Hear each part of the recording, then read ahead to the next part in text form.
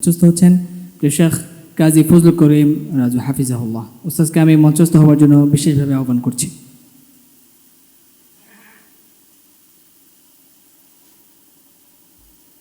আসসালামু আলাইকুম রহমতুল্লাহ বারকাতুহ। ইন্নাল হামদুলিল্লাহ ওয়াসসালাতু ওয়াসসালামু আলা মান লা নাবিয়্যা বা'দাহ। ফাকাদ ক্বালা জাল্লা ওয়া আলা ফিল কুরআনিল হাকীম উদউ ইলা সাবিলি রাব্বিকা বিল হিকমা ওয়াল মাউইযাতিল হাসানাহ। ওয়া ক্বালা জাল্লা ওয়া আলা ওয়া ইযা কুদিয়াতিস সালাত ফান্তাশিরু ফিল আরদি ওয়াবতাগু মিন ফাদলিল্লাহ। সাদাকাল্লাহ। সময় খুব কম, অল্প সময় বেশি কাজ করতে হবে। এই অল্প সময় বেশি কাজ করার নামটাই হলো বারাকা, বরকত, অল্প জিনিসে বেশি লাভ হওয়া। তা আমি দুইটা বিষয়ে দুই রকম কথা বলে শেষ করে দিব। প্রথম কথা হচ্ছে আজকের মূল বিষয় দায়ী নির্বাচন, এটা একটা বিষয়। আর একটা হলো স্বাবলম্বী হওয়া। দায়ী নির্বাচনের বিষয়ে আমাদের কিছু বিষয় মাথায় রাখতে হবে। নাম্বার 1, বিশুদ্ধ আকীদা ধারণ করতে হবে।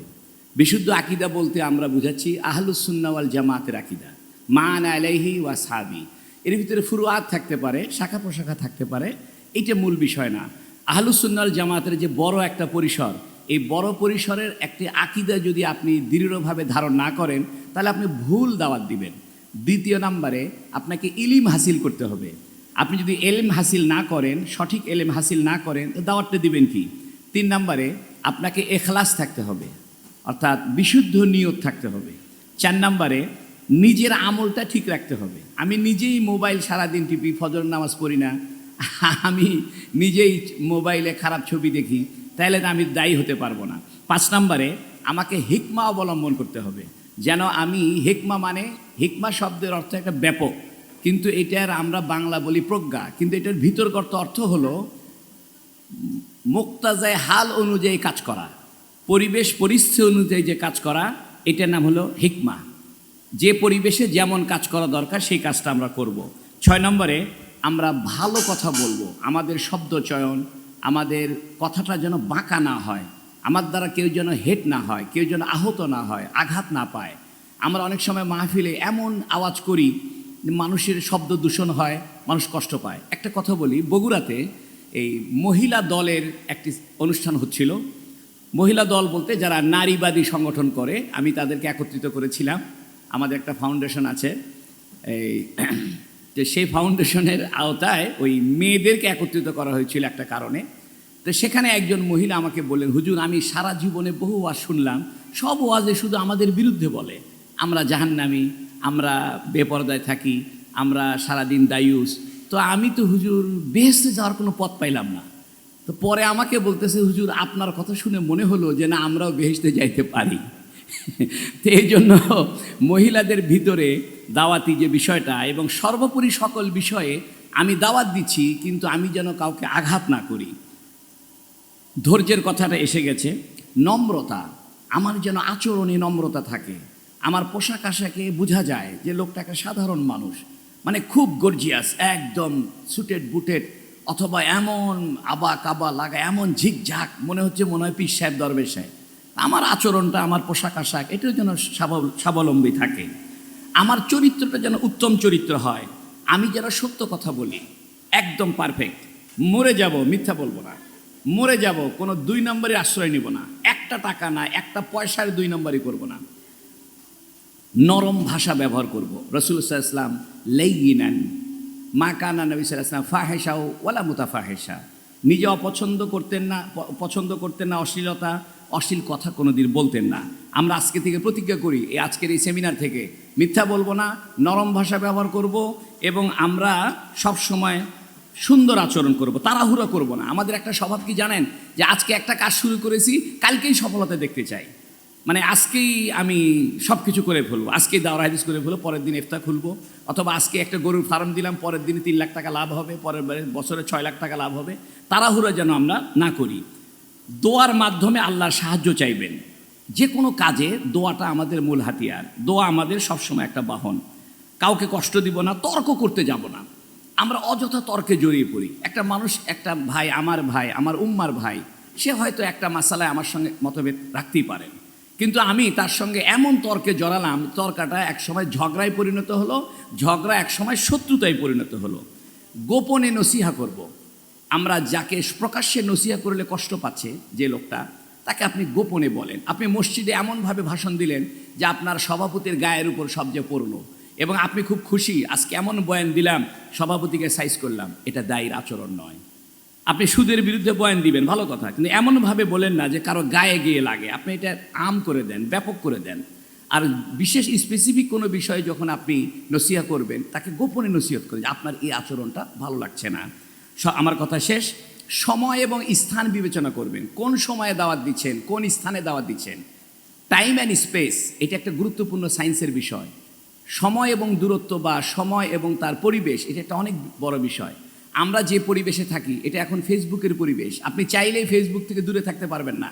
আমি বুখারী শরীফ পড়াই 2 মাদ্রাসায়, কিন্তু আমি নিজেও ফেসবুক ব্যবহার করি, বাধ্য।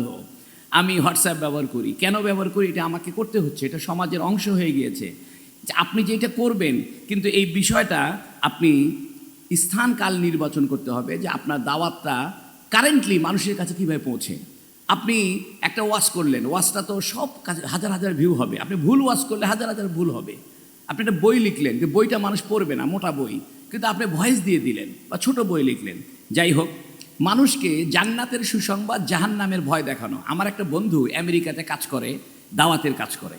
তা তাকে জিজ্ঞেস করলাম যে তোমরা কি কোরআনের সায়েন্টিফিক বিষয়গুলোকে তুলে ধরে ইসলামের দাওয়াত দাও না কিভাবে দাওয়াত দাও?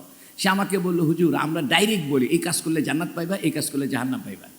অর্থাৎ কোরআনুল কারিমে দাওয়াতের যে উসলুব, জান্নাতের সুসংবাদ, জাহান্নামের সতর্ক করা, এটি আসলে দাওয়াতের মূল জায়গা। আমরা অনেকে মনে করেছি যে আমরা একজন শিক্ষিত মানুষের কাছে দাওয়াত দিতে যাব, তাহলে তাকে আমাদের মহাকাশ বিজ্ঞান বুঝাইতে হবে, স্পেস বুঝাইতে হবে, ব্ল্যাক ব্যাং থিওরি বুঝাইতে হবে, ব্ল্যাক হোল থিওরি বুঝাইতে হবে, চন্দ্রের গতি বুঝাইতে হবে, তাহলে আমরা কোরআন থেকে বুঝাতে পারবো অশামসু তাজরি লিমুস্তাকারিল্লাহ কুল্লুন ফি ফালাকি ইয়াসবাহুন।